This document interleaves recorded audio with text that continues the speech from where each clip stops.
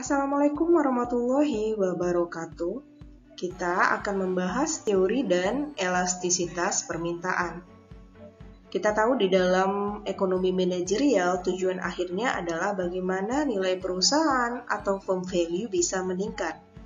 Nilai perusahaan bisa meningkat ketika prediksi laba di masa depan meningkat. Nah, untuk itulah perusahaan harus menentukan kuantiti atau jumlah barang yang diproduksi sehingga bisa meningkatkan laba.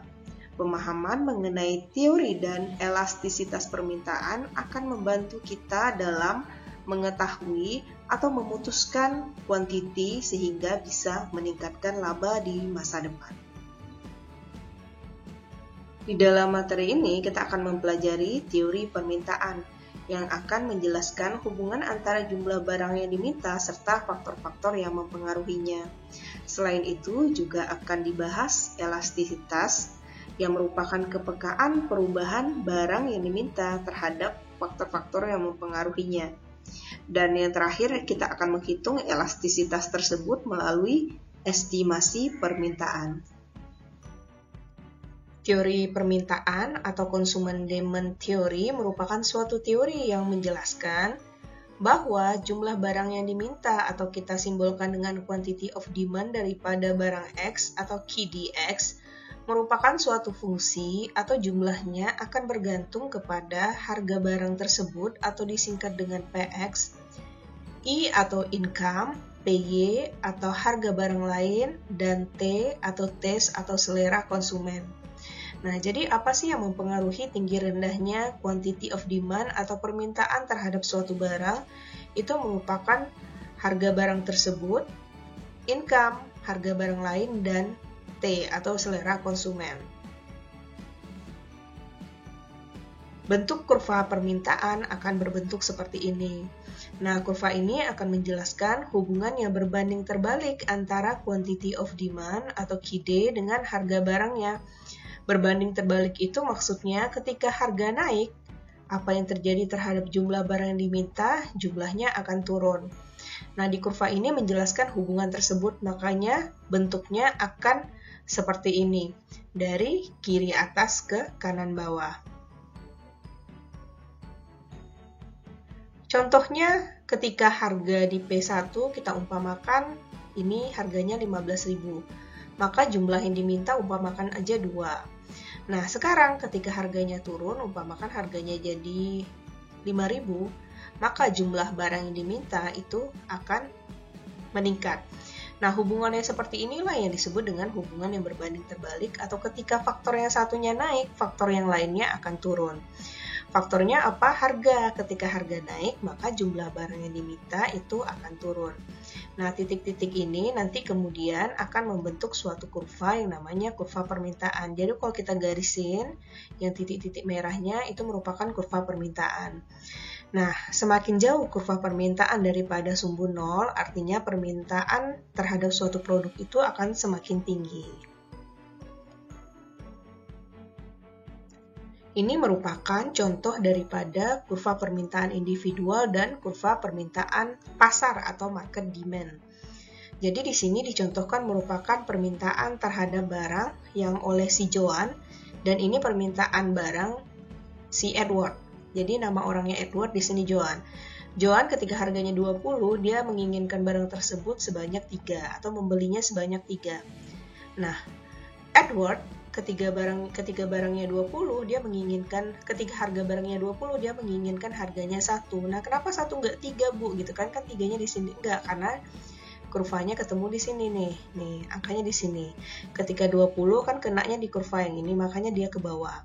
Maka market demand atau kurva pasarnya adalah jumlah permintaan si Joan ditambah jumlah permintaan si Edward, maka di sini adalah 4 dengan level harga yang sama 20.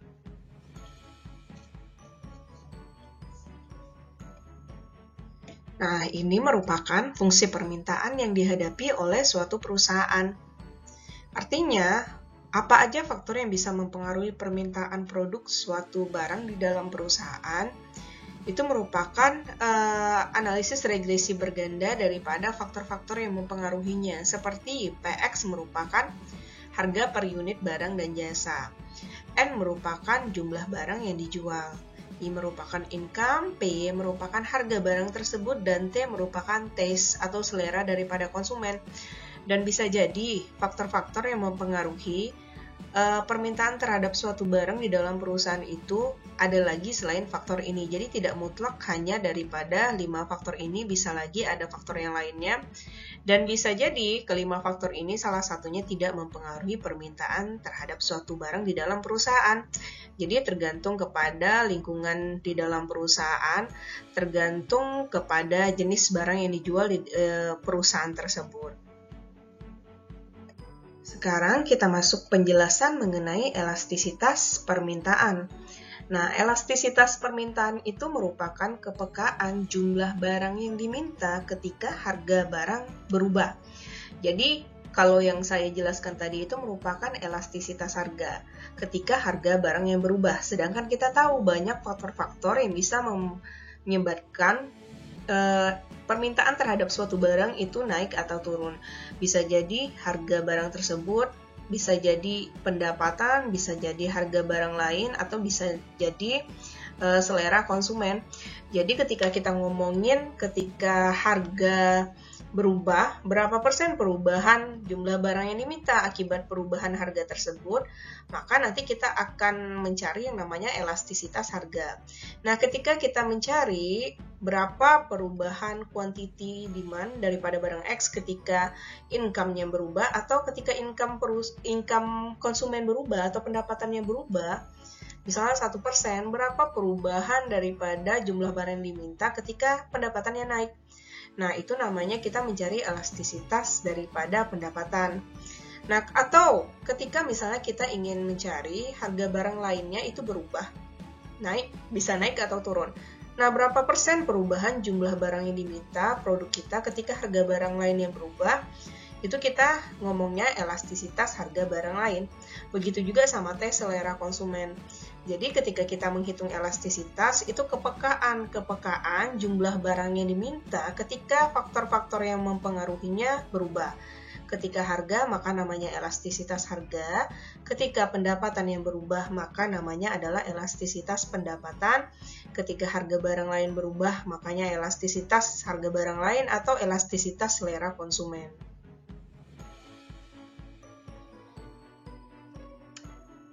Seperti yang dijelaskan sebelumnya, maka secara garis besar, itu kita akan bagi elastisitas, yaitu elastisitas harga. Jadi ingin mengetahui perubahan QDX, jumlah barang yang diminta ketika harganya berubah, maka elastisitas hargalah dia. Begitu juga dengan elastisitas pendapatan. Ketika pendapatan berubah, berapa persen sih perubahan jumlah barang diminta ketika pendapatan si konsumen berubah, maka namanya elastisitas pendapatan. Nah, terus selanjutnya ketika harga barang lain juga berubah, iklan atau sebagainya berubah, faktor-faktor yang mempengaruhi permintaan itu berubah, berapa perubahan quantity of demand ketika faktor tersebut berubah. Nah, di sini tidak ada taste. Kenapa? Karena untuk mengukur taste atau selera konsumen itu agak susah dikuantitatifkan atau diangkakan, namanya aja selera. Makanya nanti selanjutnya kita akan fokus untuk menghitung elastisitas harga. Cara perhitungan koefisien elastisitas ada dua, jadi nanti ada elastisitas titik, terus ada elastisitas yang namanya busur. Nah, tujuan kita menghitung koefisien elastisitas supaya kita bisa menentukan sifat elastisitas daripada suatu barang. Kita tahu nanti kita akan kenal istilahnya ada elastis, ada inelastis. Nah, kapan suatu barang dikatakan elastis, kapan suatu barang dikatakan sifat permintaannya adalah inelastis, tergantung kepada nilai koefisien elastisitasnya. Nah, untuk menghitung koefisien daripada elastisitas, rumusnya ini. Elastisitas of price atau EP sama dengan delta Q yang merupakan Q2 dikurang Q1. Jadi ini kalau kalian cari rumusnya Q2 dikurang Q1. Per P atau P2 dikurang P1 dikali P per Q. Nah, di mana delta Q per delta P itu bisa kalian gunakan rumus turunan daripada dQ per dP.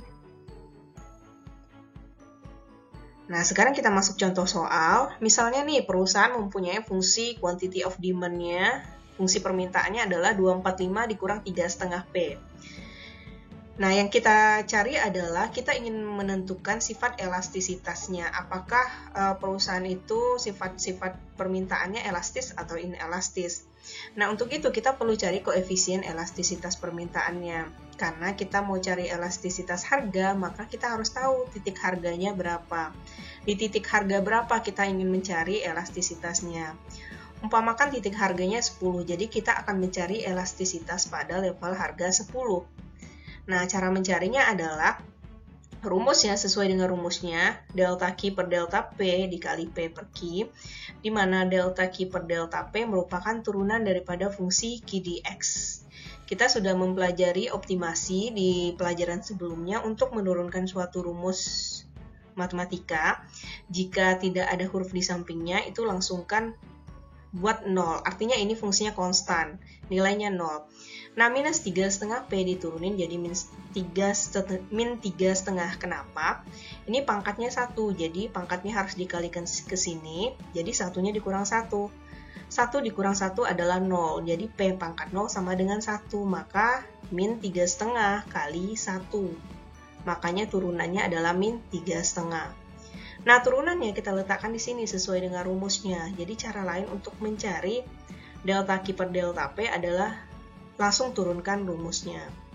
Nah, terus dikali P, level harganya 10 tinggal kita masukin per Q. Nah, untuk itu kita harus cari Q dulu, di mana Q cara mencarinya adalah kita umpamakan harganya 10, jadi harga 10 itu kita masukin lagi ke dalam fungsinya. Jadi Q sama dengan 245 dikurang 3,5 kali 10 sama dengan 210. Maka Q saat atau jumlah barang yang diminta saat harga 10 adalah 210. Nah, 210 ini kita cari di sini. Nah, 10 tinggal dibagi 210, terus dikali sama minus 3,5. Maka hasilnya adalah minus 0,167.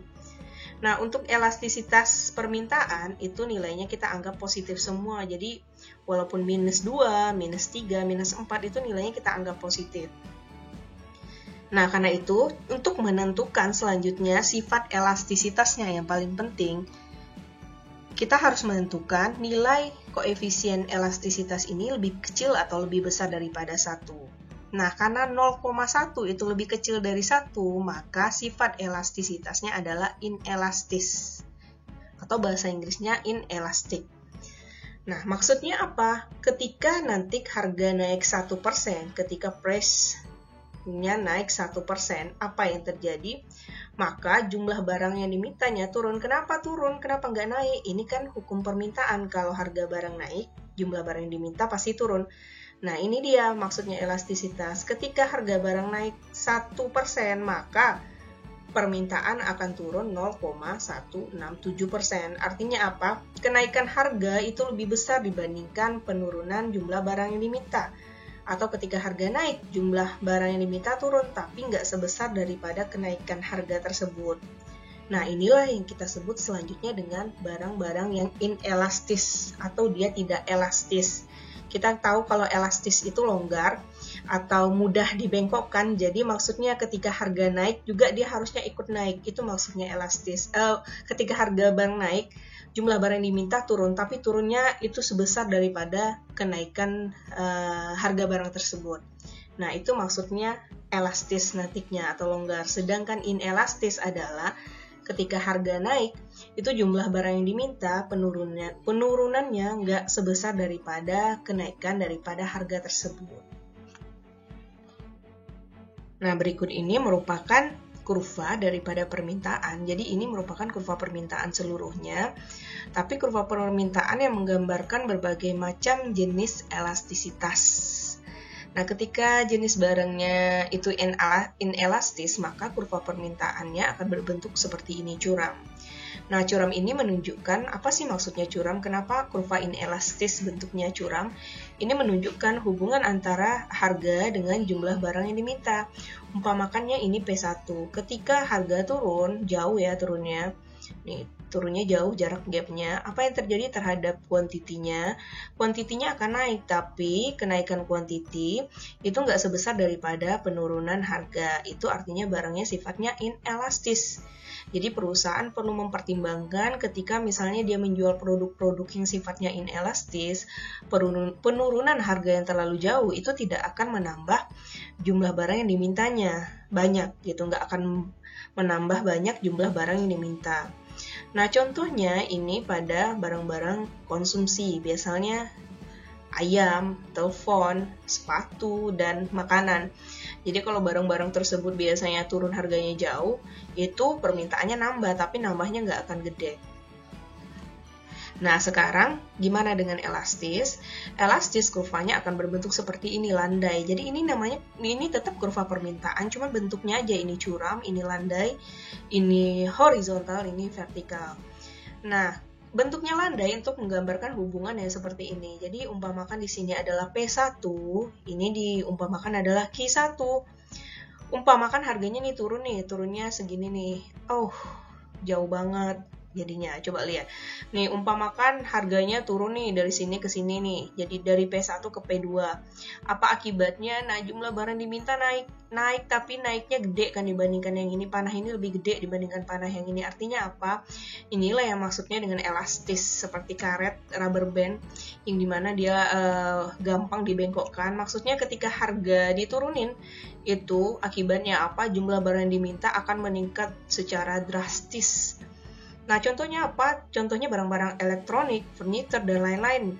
Umpamakan misalnya harga TV plasma itu turun dikit aja, jadi turun 500.000 aja. Nah, maka jumlah barang yang dimintanya akan semakin meningkat. Harganya turun dikit aja, maka jumlah barang yang diminta akan meningkat, lebih meningkat daripada penurunan harga tersebut.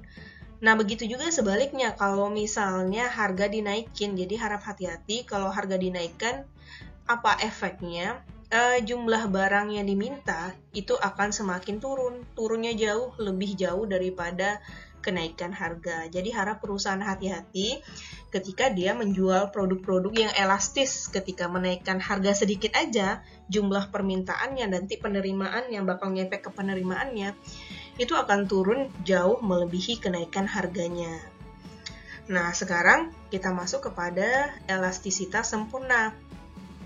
Elastisitas sempurna ini sesuai dengan yang dituliskan di sini, fixed in price, jadi harga yang tetap.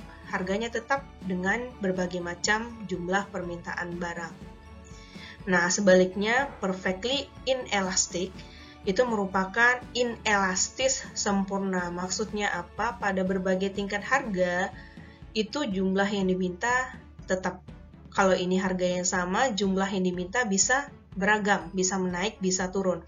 Ini pada level harga yang berapapun, jumlah yang diminta itu sama. Artinya si konsumen bakal butuh terus, berapapun harganya dia bakal beli terus.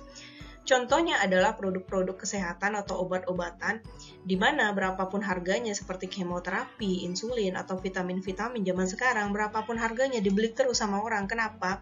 Karena konsumen bakal butuh terus. Jadi harganya, level harga tidak akan mempengaruhi daripada kuantiti yang diminta. Itu namanya perfectly inelastic atau inelastis sempurna. Nah, inilah penjelasan sifat-sifat elastisitas di dalam grafiknya. Nah, sekarang kita coba masuk ke dalam contoh soal. Kita tahu untuk menghitung elastisitas, itu tadi ada dua cara. Elastisitas titik merupakan menghitung kepekaan jumlah barang yang diminta terhadap harga pada satu tingkat harga, pada satu level harga. Sekarang namanya adalah elastisitas busur atau elastisitas interval. Nah, elastisitas interval ini merupakan perhitungan daripada koefisien elastisitas, di mana menghitung pada dua level harga. Jadi level misalnya kalau tadi level harga 10, kalau sekarang level harga 10 sampai 12 berapa sih elastisitasnya? Jadi ada dua range harga yang dihitung di sini. Nah, rumusnya adalah EP atau elasticity, price elasticity, elastisitas harga, tetap sama delta Q per delta P dikali P bar dibagi Q bar. Jadi P bar ini merupakan simbol daripada rata-rata, Q bar ini merupakan rata-rata jumlah barangnya. Kalau P bar rata-rata harganya. Dimana kita tahu rata-rata harga itu merupakan rumus P1 ditambah P2 dibagi 2. Q bar ini Q1 ditambah Q2 dibagi 2. Pokoknya dirata-ratain. Kalau tadi harganya langsung dimasukin, kalau sekarang itu harganya harus dirata-ratain dulu, begitu juga dengan kuantitinya atau jumlah barangnya. Nah, berikut contohnya. Jadi kita nanti menghitung dua cara, menggunakan elastisitas titik dan menggunakan elastisitas busur. Misalnya diketahui nih permintaan perusahaan atau fungsi permintaan perusahaan quantity of demand daripada barang X adalah 217,1 dikurang 15P. Nah, berikut berbagai level harganya, misalnya pada level harga 13, 12, 11, dan sebagainya. Sekarang kita hitung elastisitas titik dulu pada level harga 13, 12, dan selanjutnya. Nah, yang diketahui kan di sini cuma harganya aja, kuantitinya nggak diketahui. Sedangkan untuk mencari elastisitas harga atau price elasticity, itu kita rumusnya adalah dq per dp, itu kita kalikan sama P per Q. Nah, untuk itu kita harus cari dulu kuantitinya, karena di sini diketahui cuma harga aja. Sedangkan rumus ini itu bisa kita turunin, maka kita harus cari kuantitinya dulu masing-masing satu-satu. Nah, kita masuk di sebelah ya, selanjutnya. Nah, selanjutnya untuk mencari kuantiti, bagaimanakah caranya? Itu tinggal dimasukin aja ke rumusnya. Jadi dari mana dapatnya 22,1? Pada level harga 13, itu jumlah barang yang diminta adalah 22,1. Tinggal dimasukin. Jadi 217,1 dikurang 15 dikali. Nah, dikalikan aja tinggal 13. Kenapa harganya 13? Nah, yang kedua, pada level harga 12, gimana caranya dapatnya 37,1? Tinggal dimasukin aja di sini. Mana berarti di sini tinggal 12 dan selanjutnya. Maka dapatlah quantity of demand masing-masing daripada level harga. Yang kita cari di sini adalah bukan kuantitinya, tapi elastisitasnya, elastisitas atau kepekaan daripada perubahan harga terhadap perubahan jumlah barang yang diminta. Nah, berikut cara mencari elastisitasnya. Jadi elastisitas harga sama dengan dq per dp dikali P per Q. Maka ini turunan rumusnya adalah minus 15. Ada yang bingung min 15 kenapa? Karena 217 fungsinya konstan diturunin jadi 0. Min 15 itu sebenarnya min 15P pangkatnya 1 sesuai dengan aturan rumus turunan. Jadi 15 dikali 1, 15P pangkat 1 dikurang 1 karena pangkatnya harus dikurangin. Maka 1 dikurang 1 P pangkat 0. P pangkat 0 sama dengan 1, maka di sini adalah minus 15. Nah, makanya di sini turunannya minus 15 dikali P-nya berapa? Harganya 13, kuantitinya 2,22,1. Maka elastisitas titik pada level harga 13 adalah minus 8,82. Nah, ini kita nilai mutlakkan, jadi elastisitasnya adalah 8,82. Minus itu menunjukkan hubungan yang terbalik antara kuantiti dan harganya. Nah, jadi sifat elastisitasnya bukan inelastis, tapi elastis. Ingat, angka minus daripada koefisien elastisitas selalu kita abaikan. Jadi ini kita abaikan seluruhnya. Nah, ini kita abaikan seluruhnya, makanya seluruh nilai ini bernilai positif. Kenapa? Ini lebih dari 1. Lebih dari satu semuanya. Dan itu sifatnya jadi elastis. Nah, sekarang ini di bawah 1, di bawah 1 maka keputusannya adalah inelastis. Ingat, inelastis ketika dia kurang dari 1, elastis ketika nilai koefisiennya lebih dari 1. Dengan pemutlakan nilai, jadi dinilai positifkan semuanya.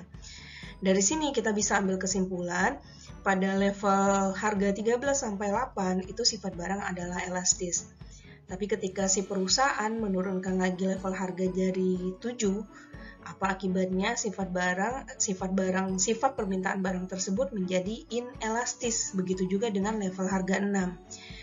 Maksudnya inelastis apa sih? Ketika perusahaan menurunkan harga, maka quantity of demand akan meningkat, tapi peningkatannya tidak akan semeningkat daripada penurunan harga. Sekarang kita akan mencari elastisitas busurnya atau elastisitas interval dengan contoh soal yang sama. Jadi cara mencarinya adalah sama, rumusnya sama, cuman bedanya di sini ada barnya di atas menunjukkan dia adalah rata-rata. Karena itu, kita cari dulu rata-rata P dan rata-rata Q-nya. Nah, level harganya ada dua. Kenapa? Sesuai namanya elastisitas busur. Jadi kita menghitung elastisitas daripada dua level harga. Titik A sama B adalah level 13-12, 12-11, dan selanjutnya.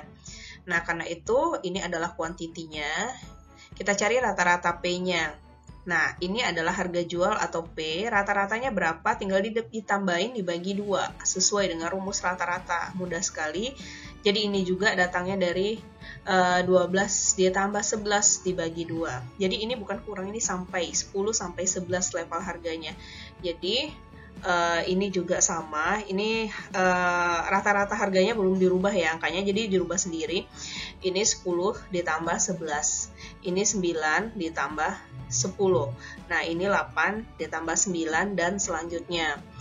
Nah, ini rata-rata harganya dan ini rata-rata Q atau kuantitinya. Gimana cara carinya rata-rata Q-nya?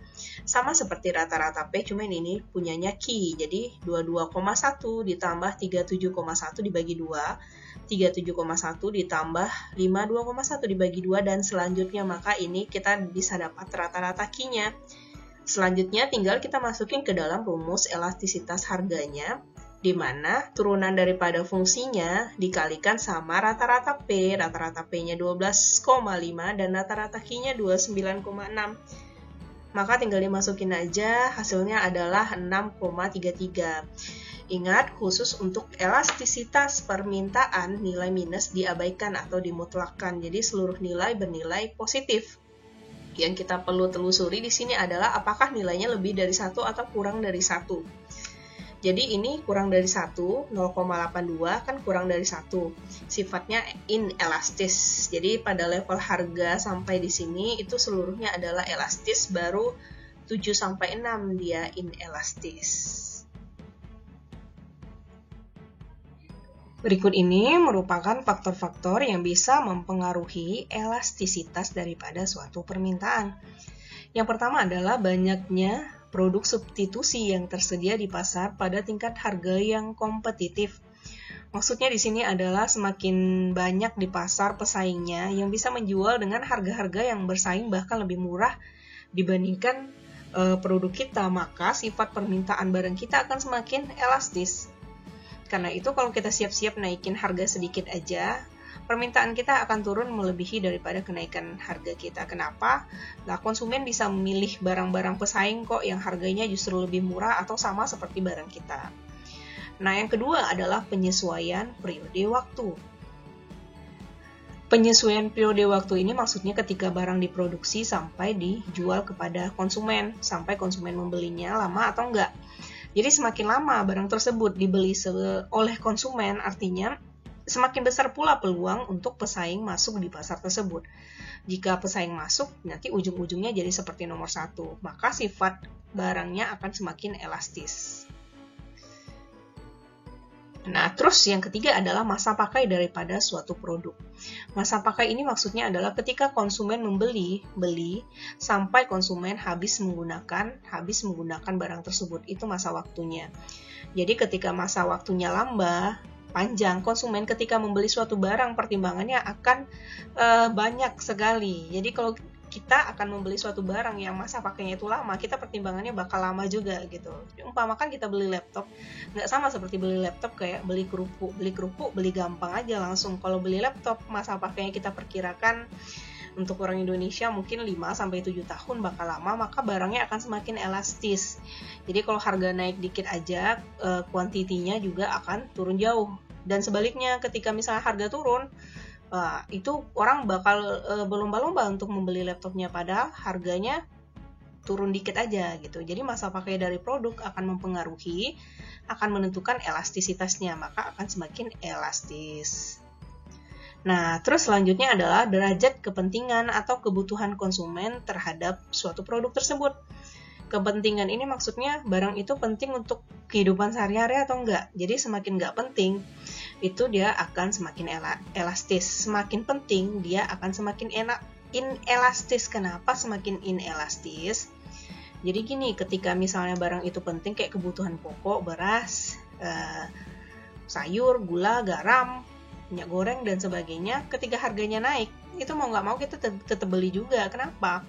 Karena kita butuh, walaupun nanti kenaikan harga akan menyebabkan turunnya permintaan, tapi turunnya permintaan kita nggak jauh-jauh kali lah kalau misalnya harga beras naik gitu kan, seperempatnya atau 25%, kita akan tetap beli juga walaupun kita akan menurunin permintaan kita, tapi nggak akan seturun daripada kenaikan harga gitu. Jadi kenapa? Karena barangnya penting, konsumen bakal beli terus tuh barangnya, walaupun mengurangi konsumsinya dikit-dikit aja. Nah, terus yang kelima adalah derajat kejenuhan pasar daripada produk tersebut. Kejenuhan ini maksudnya adalah seperti produk kita sudah terlalu lama di pasaran gitu. Jadi sudah terlalu lama kita terus yang berjualan, jadi itu akan semakin lama semakin elastis. Nah, terus selanjutnya adalah range daripada penggunaan produk. Nah, range ini maksudnya adalah kegunaan produk kita itu bisa digantikan dengan barang lain nggak? Atau kegunaan kita itu untuk apa-apa aja. Kadang-kadang suatu barang bisa bermanfaat untuk tidak hanya satu kegiatan, tapi manfaatnya banyak gitu. Jadi semakin besar range penggunaan dari produk, atau satu produk bisa dipakai berbagai macam kegunaan, maka dia akan semakin elastis. Nah, selanjutnya yang ketujuh, persentase anggaran konsumen terhadap yang dibelanjakannya untuk suatu produk tersebut. Nah, semakin besar persentase anggarannya, maka sifat permintaannya akan elastis. Ketika konsumen pendapatannya misalnya naik, dia itu akan cenderung membeli lebih banyak. Makanya akan semakin elastis suatu sifat permintaan suatu barang. Nah, demikianlah penjelasan mengenai teori dan elastisitas permintaan. Untuk selanjutnya kita akan membahas teori dan elastisitas penawaran. Jadi selalu ingat, permintaan itu versinya konsumen, kalau penawaran itu versinya produsen. Maka ketika kita ngomongin permintaan, kita akan berbicara daripada sudut pandang konsumen. Dan ketika kita ngomongin penawaran, pola pikir kita akan arahkan kepada pola pikir daripada produsen. Nah, demikianlah penjelasan ini. Assalamualaikum warahmatullahi wabarakatuh.